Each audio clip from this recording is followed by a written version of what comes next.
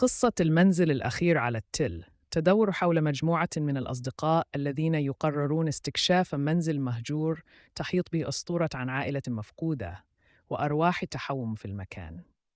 عند دخولهم يواجهون أحداث غامضة مثل تحرك الصور في المرآة وأصوات همسات مخيفة.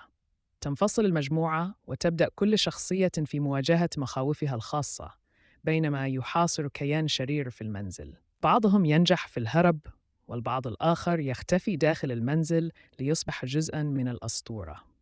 القصة تنتهي بنهاية مفتوحة تترك الجمهور في حالة ترقب.